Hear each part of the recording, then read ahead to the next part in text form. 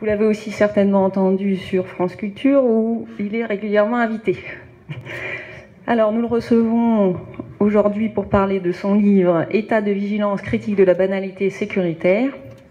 Ce livre est paru en 2010 et vient d'être réédité cette année, une réédition augmentée par une postface inédite. Et on s'est posé la question si cette réédition n'était pas au hasard, justement, n'était pas une coïncidence avec les événements de 2015. Et puis, elle tombait à point nommé avec le cycle de conférences qu'avait initié Criticos pour la fin de l'année 2015 sur la question du progrès. Pour m'aider dans l'animation de la soirée, j'ai un co-animateur, Laurie Louis, éducateur et formateur, mais il intervient ce soir surtout parce qu'il dispose d'une culture philosophique que je n'ai pas. Alors, Michael Feussette, dans votre livre, vous nous parlez d'état de vigilance, qui désigne à la fois, qui concerne à la fois l'État, mais aussi une injonction faite aux citoyens. Vous nous parlez de gestion de risque, de lien entre banalité sécuritaire et néolibéralisme, d'État libéral autoritaire, cet État qui produit des sujets et des peurs qui lui sont adéquats. Alors, c'est à toi. D'accord. Donc justement, alors ce qui serait intéressant peut-être pour démarrer, ça serait de situer cette réédition dans l'actualité et en particulier à partir d'une date de rédaction de la première édition, voilà, qui date de 2010. Entre-temps, énormément de choses se sont passées. Et encore aujourd'hui, on a vraiment une actualité qui, justement, coïncide précisément avec ce que vous développiez dans votre écriture en 2010. Je vous rappelle que samedi, au Conseil des ministres, a donc entériné un projet de loi pour la prolongation de l'état d'urgence qui sera de nouveau prolongé jusqu'en juillet. D'ailleurs, c'est assez intéressant du coup de voir cette autre coïncidence d'un état d'urgence qui va finalement, où c'est un état où on appelle à la vigilance de chaque citoyen, coïncider avec de grands événements de la démocratie qui sera les présidentielles. Les moments où il y a des rassemblements, ou des moments où on invoque quelque chose de l'ordre, voilà, du rassemblement démocratique. Alors justement, 2010, 2016, quelles sont d'une certaine manière les persistances qu'on a dans ce que vous avez écrit il y a 6 ans maintenant, et quelles sont les nouvelles résonances qu'on peut trouver justement par rapport à l'actualité qui risque aussi, voilà, de se développer dans ces prochaines semaines. Merci beaucoup, bonjour à tous et à toutes. Je suis particulièrement heureux de parler ici à Mulhouse, une ville qui m'est pas totalement étrangère. Alors je vais effectivement dire peut-être quelques mots du contexte de ce livre, puisque vous avez rappelé que c'était une réédition. Et non seulement c'est une réédition, mais il est paru, je crois, en 2010, effectivement, mais il est constitué de textes qui avaient été écrits plutôt en amont, donc vers 2007, 2005 même, et que j'avais écrit un peu en réaction à des articles que j'avais écrits en réaction à la politique américaine qui a consécutive aux attentats du 11 septembre, et disons à la manière dont l'idée de sécurité, le mot sécurité, les politiques de sécurité sont devenus dans ces années-là, c'est pas la première fois dans l'histoire, mais c'était la première fois de mon vivant, donc je me suis intéressé à ce phénomène, sont devenus, cette idée de sécurité est devenue banale, évidente, ou en tous les cas, apparemment, le fait que la sécurité était le principal objectif des États s'est installé dans nos têtes et dans les discours.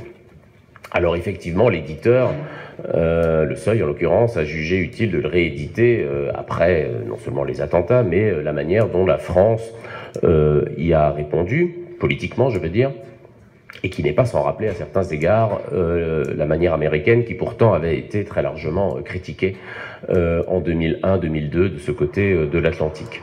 Et donc il y a eu j'imagine une opportunité pour l'éditeur et pour moi une opportunité moins financière mais plus intellectuelle de faire aussi un texte pour essayer d'actualiser un peu ces questions-là Et puisque vous partez de l'état d'urgence, bon, on peut discuter de la prorogation ou pas de l'état d'urgence. Moi, ce qui m'intéresse, c'est pas tellement la question de savoir si cet état d'urgence est absolument nécessaire ou pas. Bon, j'ai un avis personnel, je dirais, mais c'est pas. Enfin, je peux le donner si ça vous intéresse. Mais je veux dire, il n'a pas plus d'intérêt que celui de n'importe qui d'entre nous. Moi, ce qui m'a intéressé, c'est d'essayer de comprendre pourquoi cette demande sécuritaire s'était imposée aussi majoritairement en apparence du moins.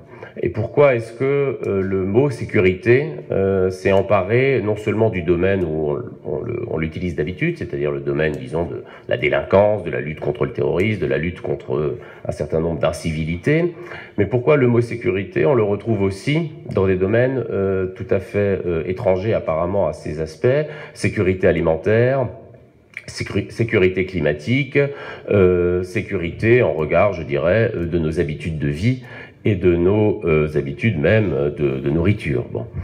Qu'est-ce que c'est que cet idéal de sécurité et pourquoi est-ce qu'il s'est imposé à nous aujourd'hui? Et la première réponse, évidemment, c'est que, et c'est là où on retrouve l'état d'urgence, c'est qu'il y a un sentiment assez, je crois, généralisé, que nous vivons, non seulement en France, mais je dirais dans le monde, dans un monde dangereux, traversé par des risques, traversé par des catastrophes aussi, potentiellement, et que donc l'urgence, c'est devenu la caractéristique ou la dimension temporelle principale de nos existences, comme s'il fallait impérativement trouver des moyens de faire face à un danger qui serait, ou à des dangers, ou à des risques qui seraient de plus en plus présents.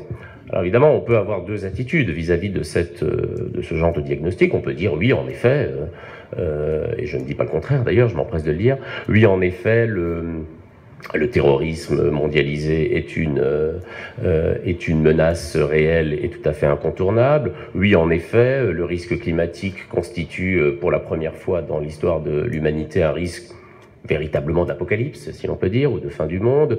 Oui, en effet, nous sommes exposés en permanence maintenant, dans nos vies intimes, cette fois-ci, à des risques sanitaires ou à des risques d'épidémiologie, ou liés à des épidémies plutôt, ou à des risques alimentaires. Bon. Alors ça, c'est le premier diagnostic qu'on peut faire. Le second m'intéresse plus, moi, à titre personnel, c'est de nous demander pourquoi c'est aujourd'hui que, dans le contexte politique actuel, ou le contexte géopolitique actuel même, cette question de la sécurité et de l'urgence, de l'urgence dans des mesures de type sécuritaire, pourquoi est-ce que ça apparaît avec une telle évidence? Et la réponse, en une des hypothèses que je développe, c'est que je crois que pour comprendre cet impératif sécuritaire, il faut comprendre, ou prendre la mesure plutôt d'ailleurs, du fait que la politique, c'est un diagnostic qu'on fait souvent aussi, l'État n'est plus investi de grandes attentes. Il y a ce qu'on appelle un désenchantement à l'égard du politique. Et en conséquence, il y a cette idée, me semble-t-il, que la sécurité, c'est ce qui vient comme offre de la part des institutions politiques quand on n'a plus grand-chose d'autre à offrir, ou comme promesse quand toutes les autres promesses ont été abandonnées.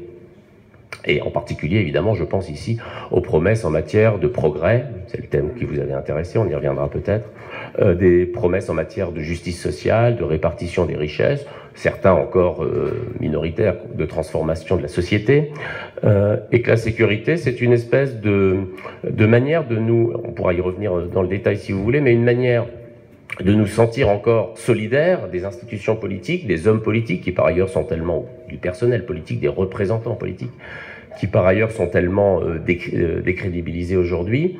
Mais évidemment, la posture sécuritaire, l'offre sécuritaire apparaît comme une manière de recréer de la solidarité, de recréer, en apparence du moins, de la communauté, parce que l'un des grands éléments, l'une des grandes dimensions de la communauté humaine, l'un des grands vecteurs de la communauté humaine, c'est la peur. Et la peur constitue depuis toujours, mais c'est quelque chose qui a été beaucoup traité en philosophie dans la modernité, la peur constitue un élément d'unification des désirs, au fond, de communautarisation, pardon de ce mot un petit peu barbare, qui évidemment a fait ses preuves dans l'histoire. Il a fait d'autant ses preuves d'ailleurs, ou elle a fait d'autant ses preuves, la peur, que si on arrive à lui donner un objet, si on arrive à définir l'objet de la peur avec un peu de précision, ou quelques objets, eh bien évidemment la communauté peut se définir d'autant plus facilement comme étant en réaction, voire en opposition, voire, c'est aussi un des termes évidemment qui est beaucoup apparu, hein, peut-être on pourra en discuter aussi, en guerre contre un certain nombre d'ennemis supposés ou réels.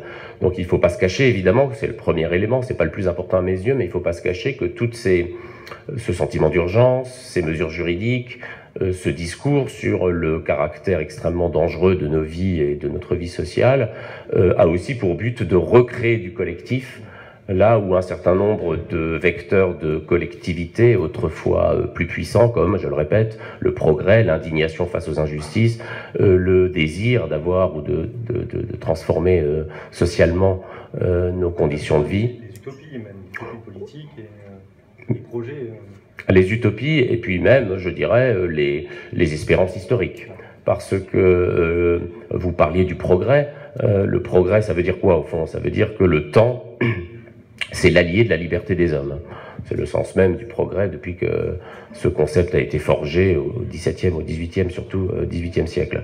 C'est l'idée que le temps travaille pour nous, que d'une certaine manière, nos envies, nos désirs politiques ou d'émancipation trouvent dans l'histoire, dans les mouvements de l'histoire, un certain nombre d'aides ou un certain nombre d'incitations. Alors il y aurait quantité de raisons qui expliquent pourquoi cette idée s'est un peu évaporée ou qu'elle a été, en tous les cas, pour une grande partie, considérée comme une mauvaise idée, en particulier parce que le progrès a justifié évidemment des sacrifices ou a justifié des violences en particulier qui ont été tout à fait rédhibitoires.